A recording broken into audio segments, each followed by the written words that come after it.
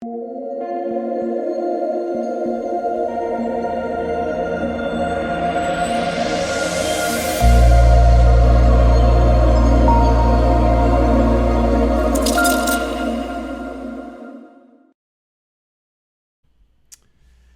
what is going on, guys? It's DK. Back at you with another video here to show you guys how to find value on the NBA Top Shot marketplace. But before I get into the video, if you guys are new to the channel, my name's DK. I make daily videos and live stream for NBA and NFL sites on DraftKings, and I'm now making videos for NBA Top Shot as well. If this is your first time watching these videos, I do have a video up on my channel explaining what NBA Top Shot is, so make sure to check that out before watching this one. If you are unable to watch these YouTube videos, they're also up on Apple Podcasts. I will link down below. If you guys are interested in signing up for premium daily fantasy sports content, I offer that on patreon.com, an esports package as well as an NBA package, also linked down below. And finally, I just want to thank you guys for continued support on these videos, the live streams, as well as on Twitter. It's greatly appreciated. If you guys do enjoy this content, if you could leave a like button on the video, subscribe to the channel if you haven't already, and hit the notification bell so you know when I upload videos, you know when I go live. Let's aim for 150 likes on this video, guys. But yeah, with that out of the way, let's jump into it. So let's talk about, again, how to find value on the NBA Top Shot marketplace. But before we get into the nitty-gritty of it, I want to talk about the strategies that I've taken since joining NBA Top Shot. So I have been there's no secret that I've been very bullish on Series 1 moments and pretty bearish on most of Series 2. So my strategy has been really focus on Series 1. You know, I think Series 2 is still going to be, valuable down the line. But I think Series 1 is really where I've been focusing on, investing most of my money. Now, I'm not saying I've sold everything of Series 2, but I have liquidated most of it and reinvested that into some Series 1 stuff. So some strategies I've been taking are investing in injured players. So injured players, if you look at the marketplace, you'll see a lot of the time they're at a discounted price. We saw with Karl Anthony Towns when he was out for a while. He was, pretty cheap. Karis LeVert's a guy I've been really high on. I have a few of his moments. I have one of his metallic gold, a couple of his commons. He is coming back soon for the Indiana Pacers. And again, I am very high on the Pacers. I think when they're fully healthy, they're a pretty solid team. So he's one that I think is going to go up once he comes back. And then, so talked about, again, injured players, kind of buying low on them. I talk about that all the time in DFS, kind of buying low on guys once, they have a couple bad games in a row. That not a lot of people will go to them. People will box score watch, right? It's kind of the same thing with Top Shot, with injured players. You don't see them out there. People kind of forgot about them. So that's one for sure. Another strategy is focusing on players that you think will either be traded to contenders or join contenders later on in the season. So there's a couple of players I want to mention. One, Blake Griffin. So talked about that in my most recent video about, buying. If you're going to buy Series 2, look to rookies and players that it's their first moment, right? Because there will be a rookie badge, there will be a first moment badge. One of those players, Blake Griffin, is that's his first moment on the marketplace, is the one with the Pistons. But again, he is joining the Nets, so he is joining a contender. He gets that bonus plus the fact that it's his first moment. I think Blake Griffin is a pretty good buy. Another player is Andre Drummond. If you guys have been following the NBA news, there's been talks about him either joining, the Lakers or one other, I forget, Lakers and one other contender. I forget who it was, but he's one that right now is not playing for the Cleveland Cavaliers. And if he does join a contender, I think his moment will skyrocket. And I talked about that actually in some of my first videos with NBA Top Shot with a guy like Jared Allen. Because we knew the Cleveland Cavaliers were not going to keep Andre Drummond long term. I said, hey, once Drummond either gets traded or bought out or whatever, that Jared Allen moment is going to skyrocket. And I think once we got that announcement that Andre Drummond was no longer going to play for the Cleveland Cavaliers, that Jared Allen moment tripled in price. So it's little things like that, right? Trying to find value that people are not really looking to, right, with those injured players, maybe those players that are not currently playing or that are, not getting a ton of run, but might join those, top contenders, which will boost their value.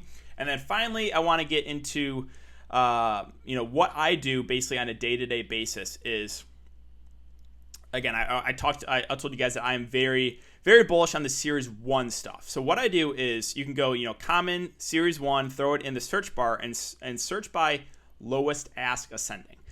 And then what I do is basically just scroll through and see, which players kind of stand out, which players shouldn't be there that I think are too cheap. So a couple things you want to focus on are obviously the how many moments there are, right? So most of these are going to be at $399, but there's some out of like $1,500. So keep an eye on that. And also, you can check if it's their player's first moment. That does get a boost as well. So what we can do here is we can scroll through. We can scroll through these Series 1 moments and kind of go through my thought process of what, players that I think kind of stick out. So here, one, for example, is Gary Harris. He is only out of 3164 compared to a lot of these out of 399.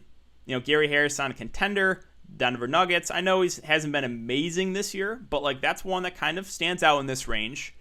Let's see, scrolling down a little bit more. Brook Lopez, another one. So again, keep an eye on this count, right? So this is only out of 2983, a lot rarer compared to some of these out of 399. So Brook Lopez is a better player than Torrey Craig.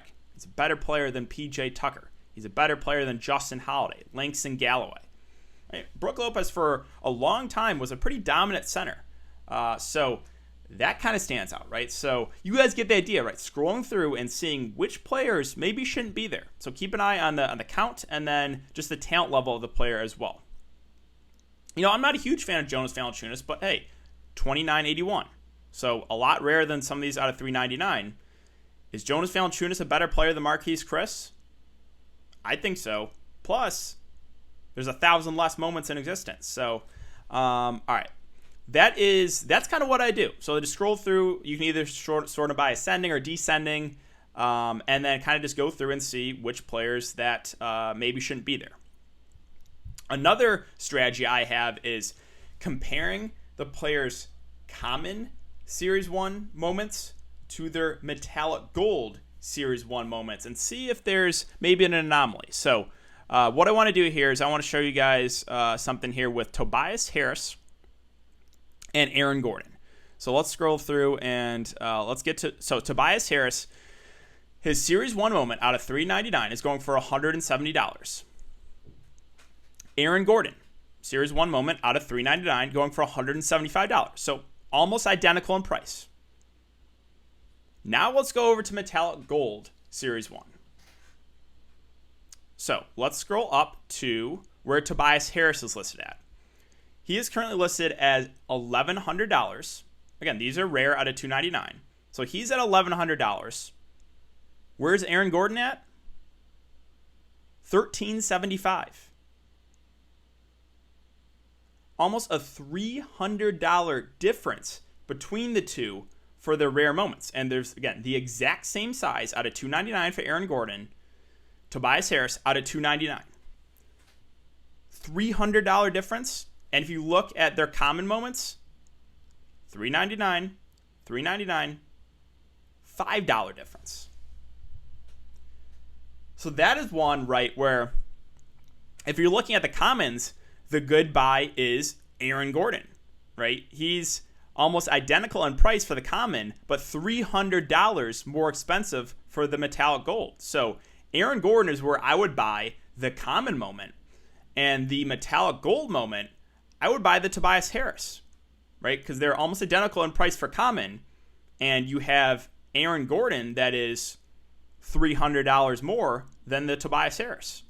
So that is another strategy I use, is look at the common Series 1 players' moments, look at the metallic gold, and see if there's a big difference. That is one that kind of stood out to me, right? There's $5 difference for the common and a $300 difference for the metallic golds.